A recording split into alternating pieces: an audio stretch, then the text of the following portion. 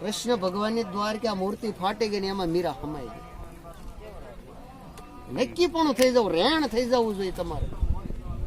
2 ટાંકા અહીંયા મરો ને 2 ટાંકા અહીંયા મરો, એમ બધું તૂટી જાય ક્યાંય ન. તમે નક્કી પણ કરી લ્યો કે આમાંથી જ ગોતવું છે.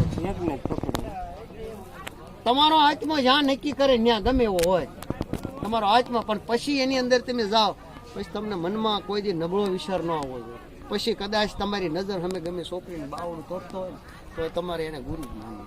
તમારા મનમાં દ્રષ્ટિ જો ફરી તો તમે નરકના અધિકારી છો. આ હું પેલા કહી દઉં. બરાબર છે? તમને જે આપી વસ્તુ તમને એમ થયું કે એ વસ્તુ તો હોનું જ છે, બરાબર? એને હોનું બતાવ્યું, તમારે એ રાહ માથે વહી જાય ભાઈ આ મને એ જે પાત્ર એ મારે જોવો નથી, પણ એને બતાવ્યું એ તો આ હોનું વસ્તુ છે ને, બસ એ જે હોય તે મારે જોવો નથી. ગા હોય, ગા ઓખર કરતી હોય પણ એને આપણે દૂધ હમું જોઈએ છે અને ઓખર હમું જોઈએ છે તો તમે પગી કહો, નકર નહીં પગી પગ નહીં પાછા વળી જાય. અત્યારે જાજો આજ થાય છે ભાઈ, શું કરો છો?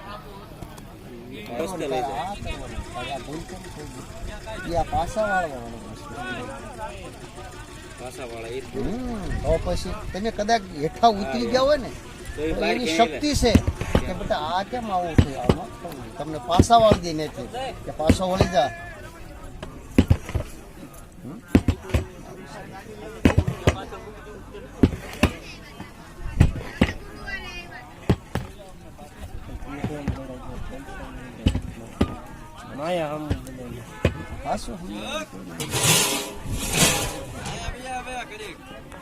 હા ઠેઠ છેલ્લે વયો જાય છે. કોઈ હાસો સમજાવે કરે ભાઈ બેન દીકરી તારે આવું ન થવું જોઈએ, આવું ન કરવું, કોણ સમજાવે છે ભાઈ? સમજાવ્યું કોઈએ? હો પછી તો એનામાં પહેલાના જે સાધુ સંતો હતા ને અવળા રસ્તે હાલતા ને તરત નથી પાછા વાળતા, અને સાધુ સંતોને બોલાવીને જે રાજા હોય ને રાજા એના વિચારો પ્રમાણે હાલતો. ક્યાં બધું વહી ગયું? તમે વિચાર કરો. અત્યારે સનાતન ધર્મ અત્યારે છેલ્લે હદ માથે વહી ગયો છે.